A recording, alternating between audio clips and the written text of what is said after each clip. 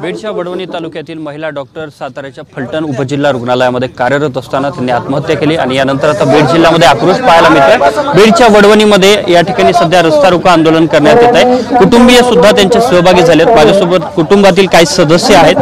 काय सांगाल, आज तुमच्यातली मुलगी गेली, आत्महत्या केल्याच्या नंतर तुम्हाला न्यायासाठी आज रस्त्यावरती बसावं लागतंय? आमची मुलगी गेली याचं दुःख आम्हाला आहे आणि आमच्या दुःखामध्ये सहभागी होण्यासाठी पूर्ण महाराष्ट्रातील प्रेस मीडिया, इलेक्ट्रॉनिक मीडिया, सर्व पक्षां संघटनाचे कार्यकर्ते आणि सर्व जात धर्म पंथ वर्ण सर्व लोकांनी आम्हाला सहकार्य केलं। याबद्दल सर्वात प्रथम या सर्वांना धन्यवाद देतो, सर्वांचे जाहीर आभार मानतो। जोपर्यंत संपदाला न्याय मिळणार नाही तोपर्यंत सर्वांनी आतापर्यंत जसं सहकार्य केलं तसंच सहकार्य करत राहावं अशा प्रकारची सर्वांना मी विनंती करतो। कारण आज आमची एक संपदा गेली।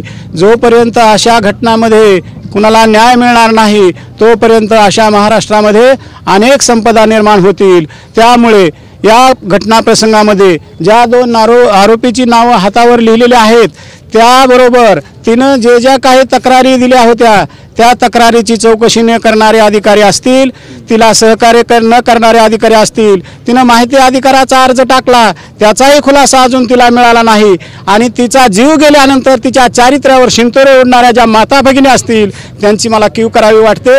आज ती स्पष्टीकरण द्यायला नाही म्हणून तुम्ही खातरजमा न करता किंवा आरोपीला वाचवण्याकरता तिच्या चारित्र्याचा दुरुपयोग करता ही निंदनीय बाब आहे।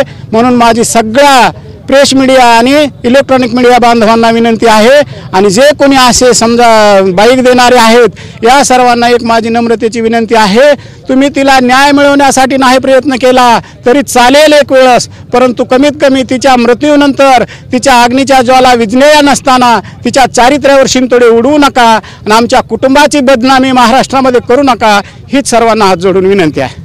नक्कीच डॉक्टर महिलेच्या चारित्र्यावर शिंतोडे ओढू नका अशी प्रतिक्रिया तिच्या चुलत्यांनी दिली। माझ्यासोबत सामाजिक कार्यकर्ते आहेत जे आज या रस्ता रोको आंदोलनामध्ये सहभागी झालेले आहेत।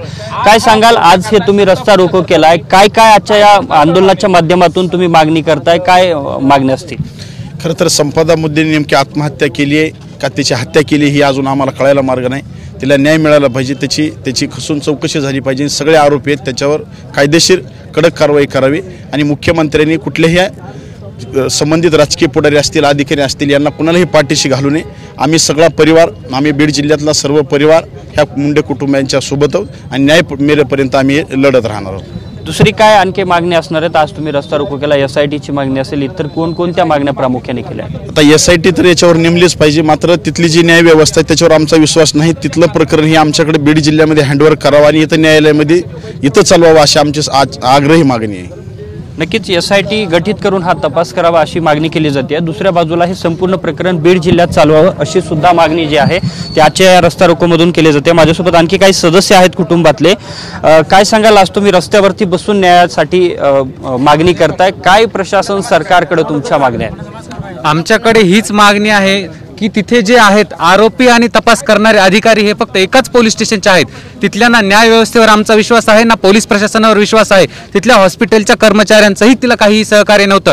आमची मुख्य मागणी हीच असणार आहे की आम्हाला SITचीच मागणी आहे।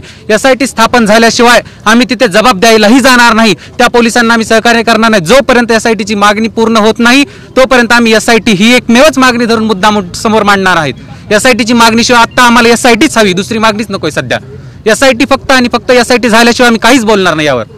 नक्कीच SIT शिवाय आम्ही यामध्ये तपासालाही सहकार्य करणार नसल्याची प्रतिक्रिया आहे। काय सांगाल, आज तुमची लेख तुमच्यामध्ये नाही, आज तुम्हाला न्यायासाठी रस्त्यावरती बसावं लागतं, काय भावना आहे? माझ्या लेकीला न्यायच मिळाला पाहिजे, फाशी शिक्षा झालीच पाहिजे, फाशी शिक्षा झालीच पाहिजे। माझी लेख परत येणार नाही, फाशी शिक्षा झालीच तर समाधानच नाही मला माझ्या। हो, मला बोलता येत नाही।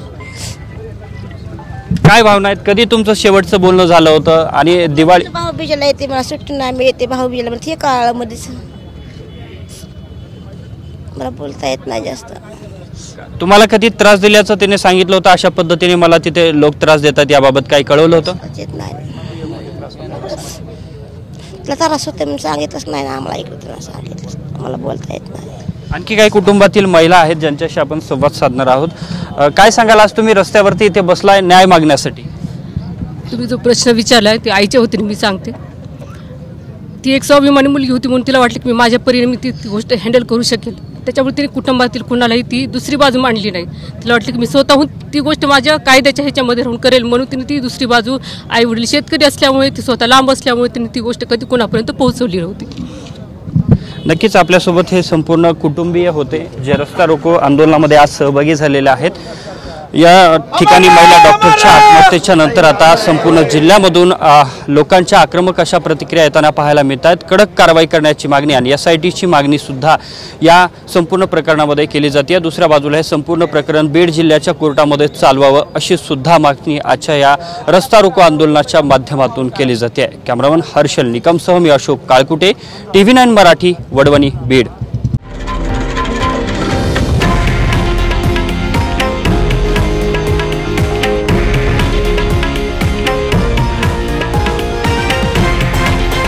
हे आहे देशातील नंबर 1 न्यूज नेटवर्क आणि आपण पाहत आहात TV9 मराठी, एकमेव.